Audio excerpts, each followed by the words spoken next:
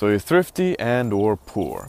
Communism will say buying a boring economy car is right for you. However, you know that buying such a car is dangerous. The sheer lack of pleasure driving said vehicle may have you snoozing behind the wheel, bored to death. You may also be aware of some spectacular automobiles that have depreciated down to mundane car prices. Once again, communism says that these are endless money pits.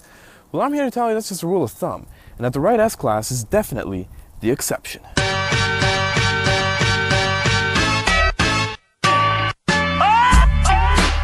Ladies and gentlemen, the S-Class in question is the W220 chassis built for the North American model years of 2000 to 2006. This one is a 2003 S430 Airmatic, and make no mistake, this was a six-figure car. It even showed off its pretty rear end in chart-topping album art of the same year. So it's cool, prices are low, everybody knows that. The contentious issue is whether the true cost of ownership makes this a logical purchase. So in this video I'll be going over purchase cost, depreciation, maintenance cost, and repairs to show you a complete picture of what it's like to own this car, and I think you'll be surprised pleasantly.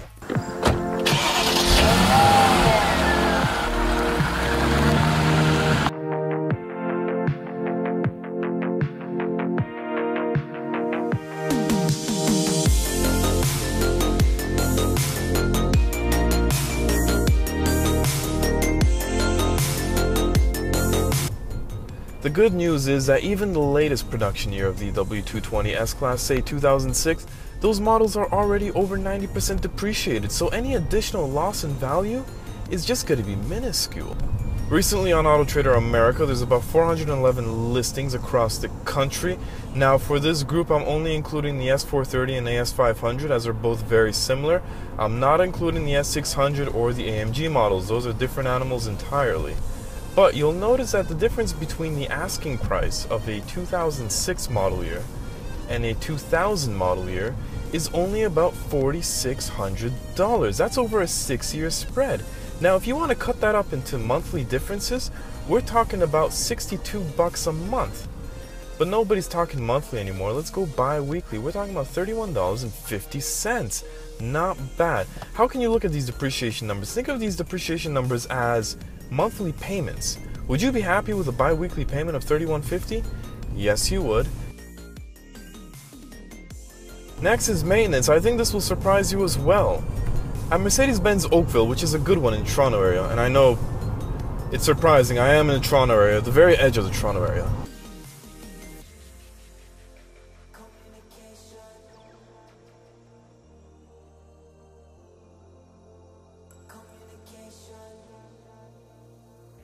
But over there, they only charge about $144 per oil change. And mind you, that's Mercedes-Benz. And mind you, in the GTA, Mr. Lube, a corner service shop, charges me more than that. And of course, you gotta remember, this is an oil change you do every 15,000 kilometers or 10,000 miles, not every 3,000 miles / 5,000 kilometers. So if you ask me, that's pretty economical. And of course, when you take it to Mercedes-Benz, they'll actually point out anything else that they see that's wrong with the car. Think of it as a free diagnosis. They'll give you a car wash, they'll vacuum the carpets for you, you'll get free Wi-Fi, fancy cupcakes. Other common items that can also be done by a good indie, you know, we got the transmission oil change, which I did on this car's 14th birthday just earlier this year at Mercedes-Benz of Oakville, and it cost me $389. I also did the rear differential for the first time ever. It was one I should have done them much sooner, I know, but hey, I did it, and everything seems to be going fine months later. It seems like I got away with it. Other things like spark plugs, if the previous owner's never done them, you may have to do them. I don't think they've ever been done on this car. I think it's overdue, I'll admit. It's $500 quoted at the dealer. Of course, go to a good indie. That number might be cut in half. Remember, there's 16 of these spark plugs for this V8. Brake pads are like $89 a piece. Engine air filters are $60 a set at the dealer. Cabin air filters are also $60 at the dealer. And then there's also the more advanced charcoal cabin air filter, which I don't even think anyone knows about or changes. Seriously, these prices are not overwhelming. Honestly, folks, when it comes to service costs, the difference between, say, Mercedes and GM or even Toyota, at the dealer anyway, is not that much different. Right! You're bloody well right. You got a bloody right to say. Alright, so let's quantify my maintenance experience. Over 6.5 years and 125,000 kilometers, I did 8 oil changes at 150, trans and differential 600, poly 100, that's the poly V-belt, Tires 900, that's the proper Michelins at 225/55 R17s. I did the engine filter, 60 bucks, engine filter again, 60 bucks, cabin air filter, 60 bucks. I still gotta do that charcoal filter for 100. Fluids, various, 290, brakes, 100, brakes again, 100, and that comes out to $3,390 divided by 68 months, which is 6.5 years. We get $43.46 a month. Not bad.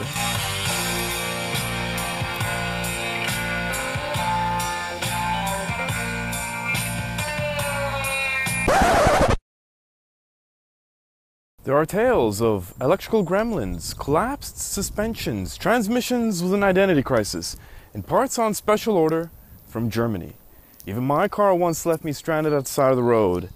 I think it was my fault somehow. I do apologize. Baby, please forgive me. Of course, much of this can be completely avoided or managed at a fraction of the cost the dealer might quote you, because luckily with any automobile worthy of fandom comes a wealth of information online via chat rooms, YouTube channels, encyclopedias. You can learn all there is to know about this car and how to fix it in clever ways. Now, while there does seem to be a consensus in the automotive world that this generation isn't built quite like the previous, I can say that in 6 years of ownership, this one hasn't quite lived up to its reputation. That's not a challenge, babe. Even though it has let me down, the economics are still there. Filming and filming. So I'll break down the individual components, the reliability and what you can expect, and my personal experiences. Let's start with the engine, shall we? The engine, named the M113, comes in two respective forms, the 430 and 500, of course the 5 having that extra horsepower. It's brilliant. The engines are usually the least of your problems. I've only ever had one check engine light come on, and that was because of one faulty oxygen sensor that happened last year. Now the transmissions you have to pay attention to, there's two of them, a 5-speed named the 722.6 and a 7-speed named the 722.9. Initially the 5-speed was used on all these S-classes, however introduced in 2004 on the rear-wheel drive models was the 7-speed, while the 4MATIC all-wheel drive examples retained the 5-speed for the entire production run. The 7-speed may have conductor plate issues along with valve body and clutch pack problems in early examples, pretty bad. The 5-speed is also known for conductor plate issues as well as a leaking electronic connector plug. The skinny is that the 5 is more reliable, it's less likely to fail, and repairs seem to be cheaper over the 7-speed. My ride, being a 4MATIC all-wheel drive, has the 5, and while the connector plug was leaking oil, no actual problems ever occurred. It was simply and cheaply addressed by Mercedes-Benz when they serviced the transmission. When looking at these S-classes, you should find out the service and repair history of the transmission. Now don't be scared off by this. I've never had an issue myself, and most Benzes never limped home. Remember, condition and performance can be revealed in a proper pre-purchase inspection. By the way, down below I'm going to post all relevant links to everything I cover in this video, including transmission stuff. Up next is this thing. It's beautiful and well appointed, but it does have a flaw. Inside is a plastic piece that is known to snap, leaving this stuck in park. Now, it won't happen to you right away. It will give you signs of failure. It will become harder to shift in and out of park before it's too late. At Mercedes-Benz, with the understandable methodology of replacing everything, I was quoted about $2,000. YouTube, on the other hand, has a video of dismantling and replacing the plastic piece. So I sent this car and the link to the YouTube channel to my Indie, and it was done for about an hour of labor and 40 bucks to the part. Big difference. There's been a few recalls on the W220, a big one being the backlighting in the instrument cluster. It would just go kaput, leaving you clueless as to what's going on. Pretty big deal. The affected models were between 2000 and 2004. I haven't personally had this problem myself. Of course, it's too late for the campaign recall. However, of course, YouTube's got a video about how to do it yourself for a few bucks. Easy fix, no problem. The only other big recall that I can think of is for the model year 2000. It was related to the engine heating up and melting some of the plastic. But hey, that's the first model year. Rule of thumb, avoid those. Okay, so this is embarrassing, but this car is known to take on water. A little bit of leaves, some rain, and a car wash can cripple this car. It's sad, but at least it's well documented, so you know what to look for and how to prevent it. Now herein lies the problem. A little bit of leaves can get in there, clog the drain at the bottom, and when the water comes down, which it's meant to, it'll just back up, spill over, flood the car and the electronics, and things can just go crazy. There's an easy test for this to see if a car has this problem. You take a large jug of water, and you just pour, pour, pour, and see how easily the water flows down. I've never had this problem personally. I think it's like a regional thing, or if you park under trees or something like that. I did, however, have a different flooding issue. A few winters ago, I would get a dying battery overnight, dampness in the trunk, and then soon after crackling in the audio speakers. Sounds like a disaster, right? Well, I pulled back the lining in the trunk and I discovered that rainwater was pouring in via a compromised gasket in this aftermarket light that I installed. It dampened the carpet, flooded a sunken compartment full of audio electronics. This would freeze the water at night and stop the electronics from shutting off when I leave the vehicle, hence draining the battery and then wreaking havoc on the speakers.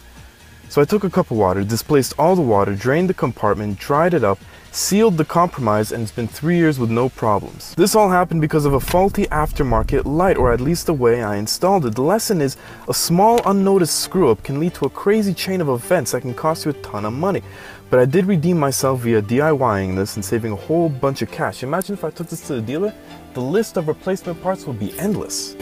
But that's all fluff, because the greatest thing that scares people away from this car is the thing that makes it so great to begin with: the Airmatic suspension.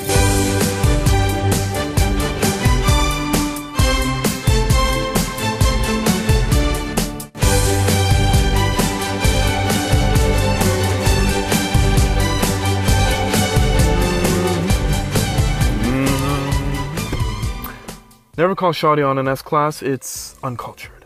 But back to the suspension. This car literally rides on a cushion of air. Forget metal springs. Think of a metal spring car producing a chart like this, with sharp edges every time it hits like a bump or impurities on the road. And the S-Class with the air suspension goes like this, producing a chart that's flowy, fluid, just absolutely eliminating the harshness. That is the quality of an air suspension. Now, with age, things can get scary. There's an air compressor connected to a valve block with lines going to 4 very elaborate struts. And with age, these struts can leak air, usually from the top.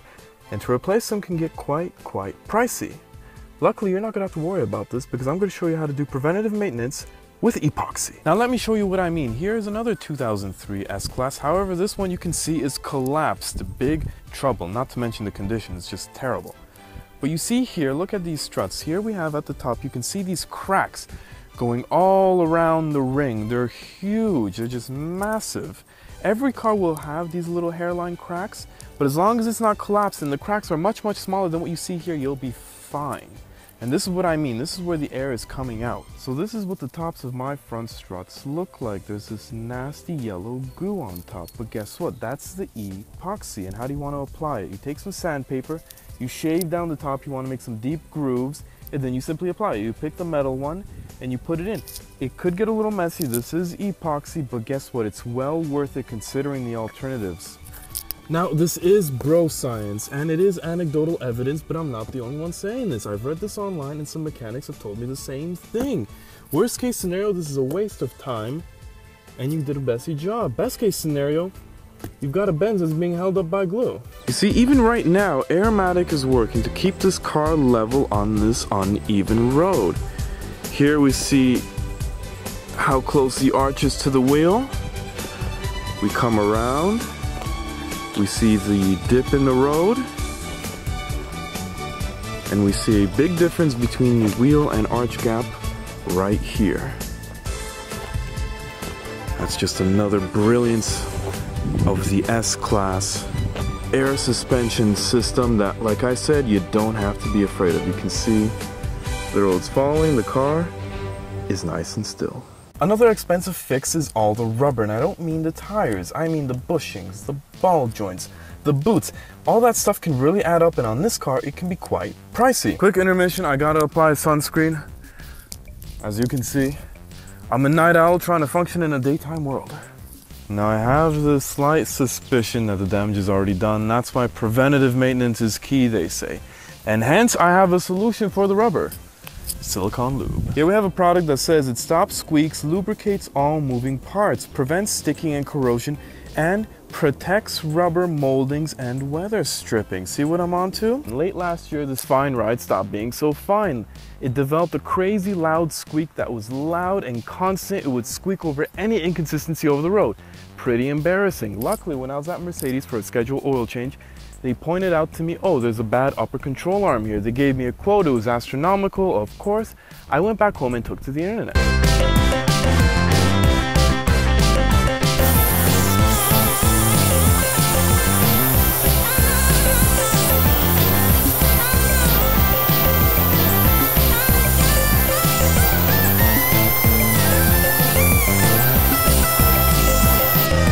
So now look, it's been 10 months since I did the lube job and there's zero squeaking. I don't know exactly what happened, but the desired effect came to be. Instead of spending thousands of dollars on repairs, I spent 10 bucks on a bottle of spray. Now, worst case scenario with the silicone lube is that it's nonsense and doesn't actually work and you waste a little bit of time and some money on the spray. What you don't want to use though is WD-40. It seems to be the go-to product for anything squeak related. WD-40 is petroleum based and anything petroleum based will destroy rubber. Why? Because it displaces moisture. It's well known. So if you displace moisture out of the rubber, it'll go bad and crack even sooner. Be warned. Now, it may actually be the case that you can use such lubes to fix or mask problems indefinitely. Now, coming from me, it is bro science, but there is a very popular YouTube mechanic by the name of Scotty Kilmore. He uses AT205 for the same exact purpose that I'm demonstrating here. If you want credibility, that's a very good source. Alright, confession time. How much money in repairs was spent on this car? Purchased in late 2010, so 2011, $0 in repairs. 2012, the Airmatic pump I replaced, although it turns out it was unnecessary because it was working, but it was making a weird noise. 400 bucks gone on that pump. What turned out to be the cause of that weird noise was the bracket, 150 bucks. Not proud of that either. The bracket tends to rust up a bit and then it's not isolating the pump from the car body properly. So when the pump turns on, it will vibrate against the bracket, causing noise. I didn't know that. And believe it or not, that bracket plus some screws and some rubber cost $150 at Mercedes. When I asked for a discount, they were hesitant. They said, hey, it's just a bracket, some screws and some rubber. I said, exactly. Anywho, 2013. Replace the starter, 400 bucks, and that shifter issue, 100 bucks. Remember I talked about it, the plastic piece going off? 2015, catalytic converters. This happened after I took the car and scraped it over what's gotta be the biggest speed bump in the world. That was 100 bucks. Also, I had a strut issue. The rear strut I had to replace, 400 bucks. Now, it's not because it just failed on me. It was a weird incident. I'm going on the highway, spiritively, and I hit something very weird and the car goes wobbling side to side. And I look, the module from the strut just came off. Something knocked it really hard. Now, that strut did not lose air. The car was fine and level the whole time, but of course I did get an Airmatic error message. And I had to replace the strut. I got a used one. Luckily, it's working still up until now. 400 bucks down the drain. 2016, I replaced one tie rod, the driver's side, and did the alignment, 420. Also, an AC pulley / shaft, 420. I did a video on this. That's when the car left me on the road. It's very weird and uncommon. Anyway, intermission. Throughout the ownership experience that I've had, I had to constantly change the headlamp bulbs. They keep dying on me. I've done it like 6 times now. They're 30 bucks each at Mercedes.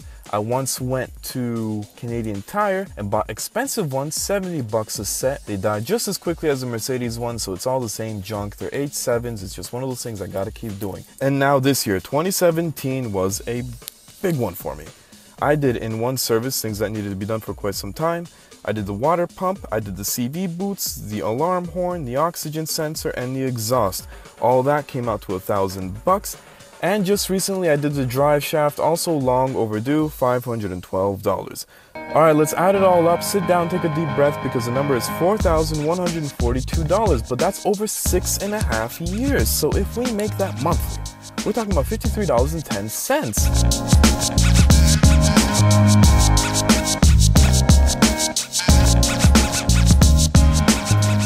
So this is it. We've come to the end of the road. We've looked at the car. We've crunched the numbers. And now for the finale. Let's add it all up. Between depreciation, repairs, maintenance, what you can expect, we're looking at less than $160 a month.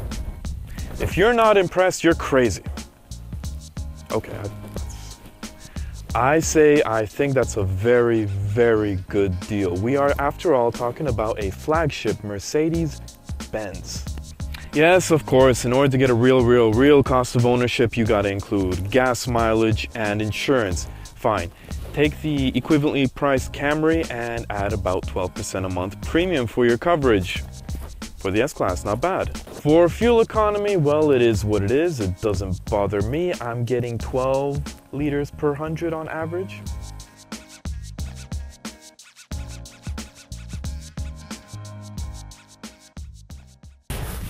Now, I really hope you're liking what you're seeing and reading. If you are, great, because we're gonna go shopping. Oh Lord, won't you buy me a Mercedes Benz? My friends all have Porsches. I must make amends. I worked all my lifetime, no help from my friends. So, oh Lord, won't you buy me a Mercedes Benz? Now take it easy, hold your horses, let me help you filter those results because there's some important differences between model years. With the S-Class, there's the pre-facelift models and the post-facelift models. 2003 was the year where the W220 received a cosmetic revision, but more importantly, a quality control update. You can see the facial differences here. The 2000 to 2002 model years had a smaller grille encompassed by the hood body and headlamps with a cloudy finish. On the post-facelift, 2003 to 2006, we see a larger grille, transparent headlamps, and parking sensors that are much more flush with the body. You can see the difference between the two. Now both of these have the sport package, so they're AMG styled. Here's what the normal bumper looks like on the early models, and here's what the updated one looks like. The mesh is bigger, it's more pronounced, it looks fuller. On the rear, the bumper never changed. You'll notice that the exhausts were always invisible. Only the taillights changed. You got the 2 strips on the pre-facelift and the 4 strips on the post-facelift. On the inside, the differences become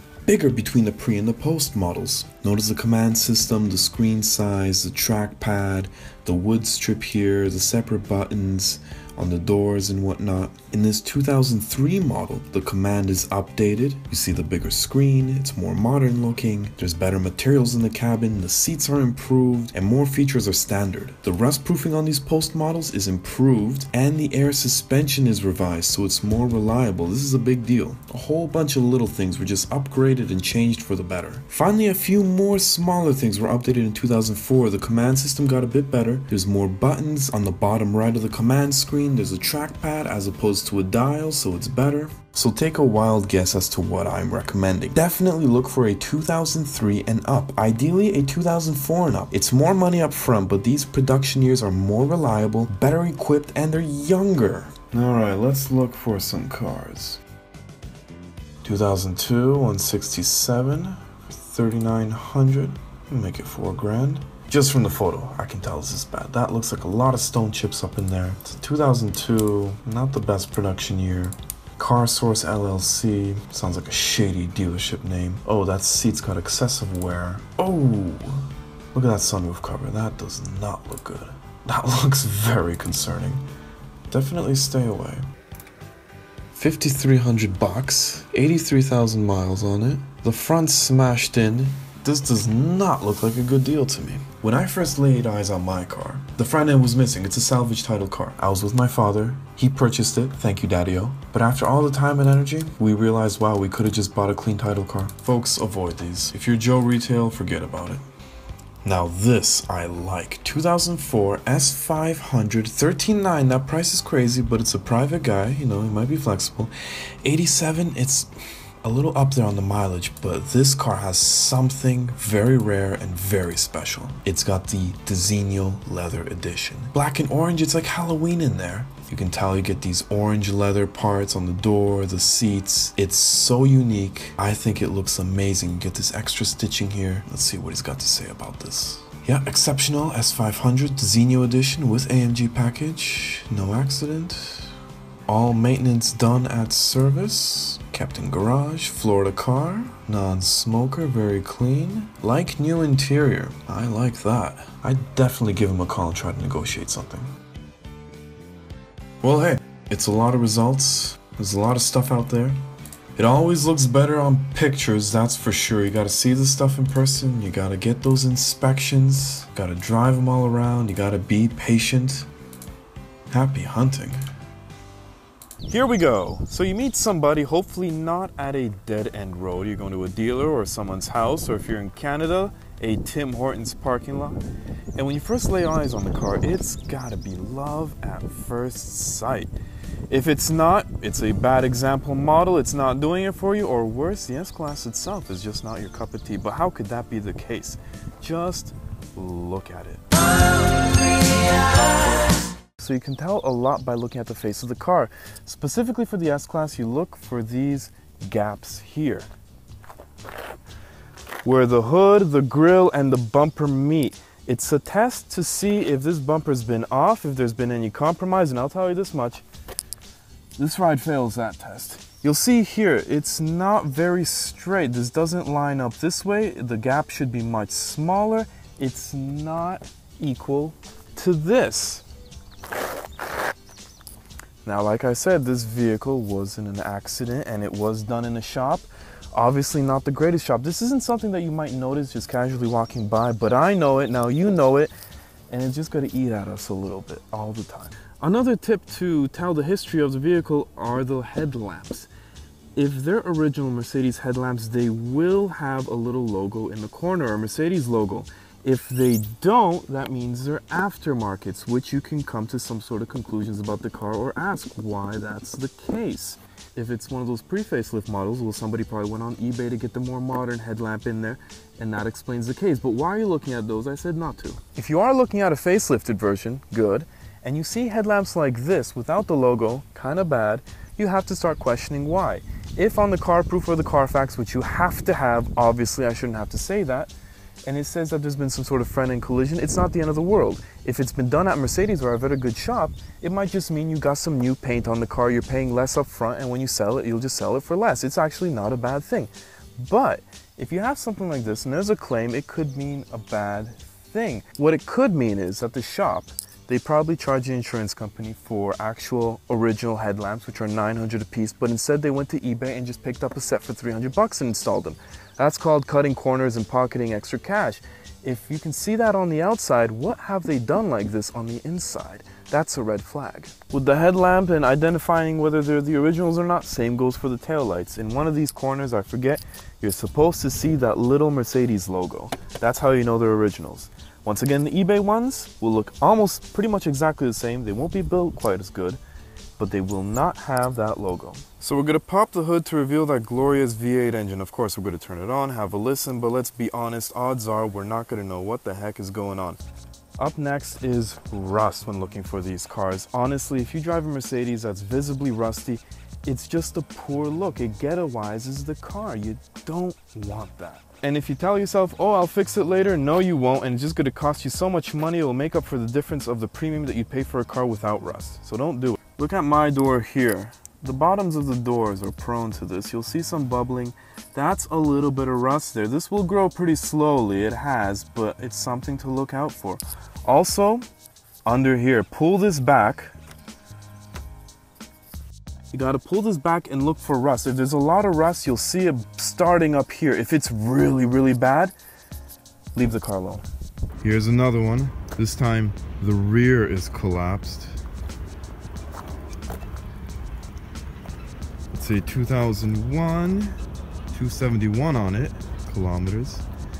But just look at this bubbling and the rust and the poor paint.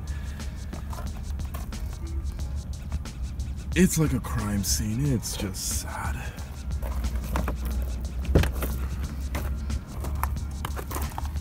Yeah, just all gone. Now my vehicle isn't in the greatest shape, but it's also not bad. There's no visible rust. The panelings don't align perfectly, but overall it's a good package. The price, you know, isn't going to be a great premium because of it. So you've had your first impression and you better like what you see. After all, the S and S class literally stands for special, so you better be blown away. Upon entry, you're greeted by multiple slabs of chrome. The seals are thick fabric, not rubber. The leather, even on this 14-year-old car, is brilliant. Look at this rippled leather stitched down the line. Over here as well, more stitching on the handle. This wood, eucalyptus with the chrome trim. Even down here, it's fabric, Bose speaker. The whole thing is just nice. Even, because this is an entry-level trim, even some of these imitator materials are just so well done. You really can't tell the difference. And it's soft touch as well. It's not that hard plastic stuff. really, really good. Of course, that's just the beginning. Just take it in.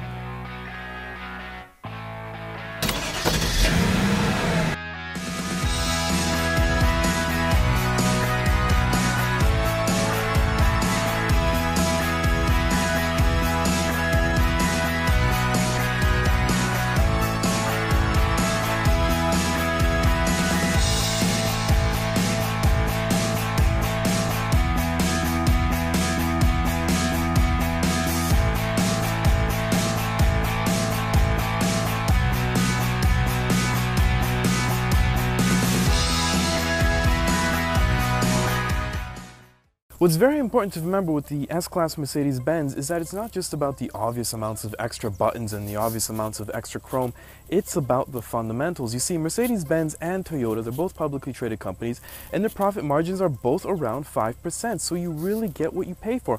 What that means is that even if an economy car and this car have two things on paper, they're actually not the same. Everything is just fundamentally more complicated and more elaborate on the S-Class. All-wheel drive, it's not the same on every car. This is more elaborate. Electronic stability control, when this car came out, it was the most advanced in the world, and I bet that it's still more advanced than many economy cars of today. Things like parking sensors, you got them at the front and the rear, and they're both audio and visual, so you better know your surroundings. The windshield wipers, they're automatic and rain sensing, they do all the work for you. The suspension alone has more tech than the entire sum of some regular cars. Even the windshield, it reflects infrared radiation, keeping the car cooler on those hot-ass summer days. The side mirrors dip down when you reverse, they also close shut when you park. The electronic memory is not just for the seat, it's also for the side view mirrors, the rear view mirror, and the steering wheel. Even the materials, we keep going back to the materials, I love them. The fabric, the leather, the eucalyptus, the chrome, it's just The central storage, it's illuminated and even climate controlled, you can see the light and the vents. The doors are not just doors, they're bank vault doors, and the way they close, they're soft close. You'll never have to slam like a barbarian. There's power wash nozzles for the front headlamps, there's parking lot intimacy shades in the back. The engines are V8s with tons of horsepower, and you best believe that power delivery is brilliant. The transmissions learn your driving and adapt to you.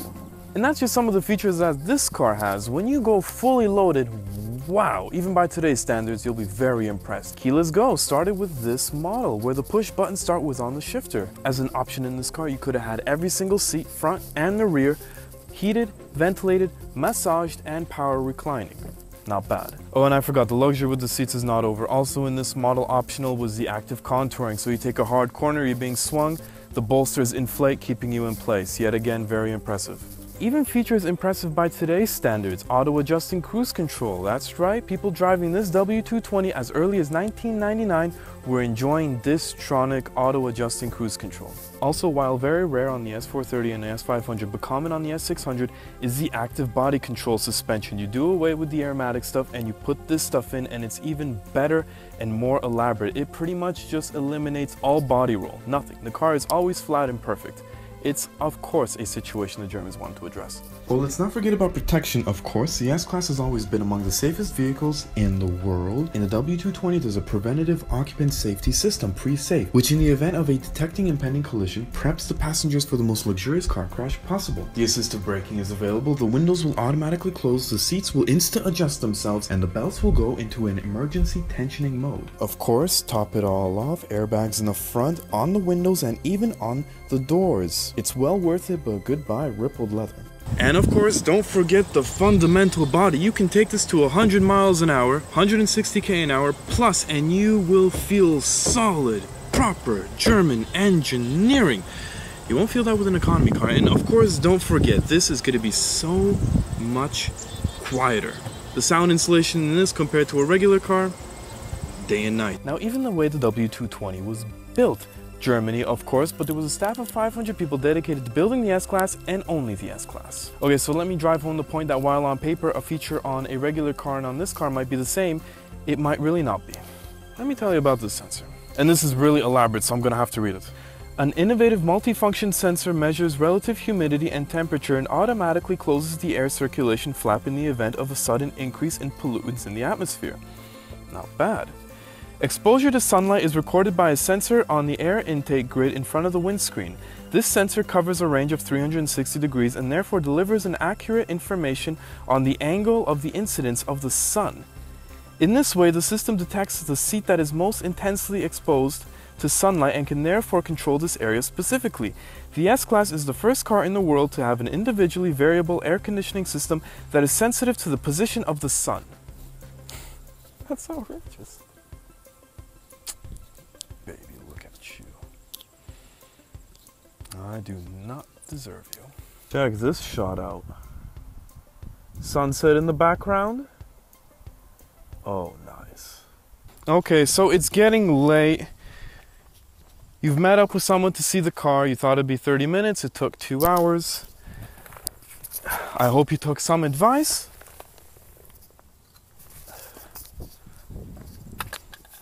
But that's not all. And I know I'm gonna say go get a pre-purchase inspection, but in reality, in practice, it's a big headache. You've already spent so much time with the car. You've come to a price. The seller wants you to buy right now. If you call a dealer right away, they're not gonna be able to accommodate you for maybe a week or more. What are you gonna do? You're gonna feel the pressure. Well, come better prepared. You know you're gonna be looking at S-Class cars, so call into your Mercedes-Benz dealers and make appointments beforehand. You really have to take precautions and get a very good look by a qualified person to see what the heck is exactly going inside that car. A pre-purchase inspection is gonna run like 2 hours. It might set you back $200 or more, but it's very well worth it. Of course, don't do a pre-purchase inspection on every car you see. Make sure you really like what you see and it looks at least promising.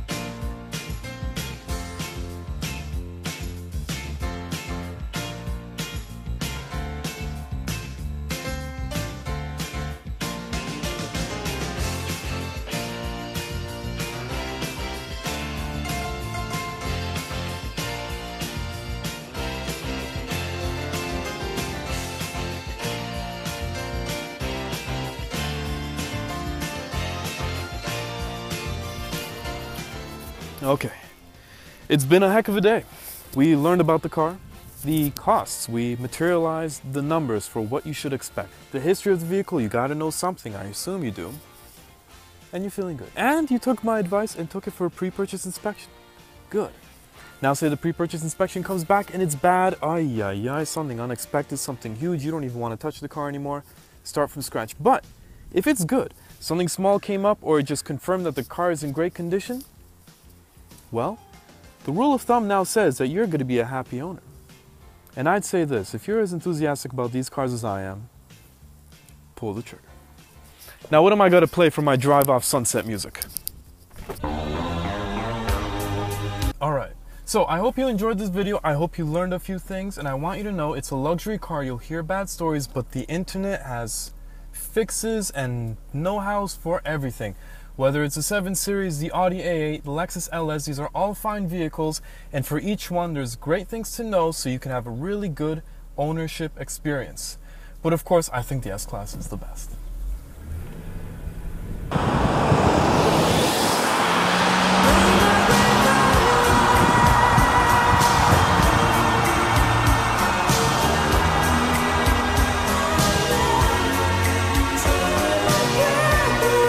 that's him. Ah, God.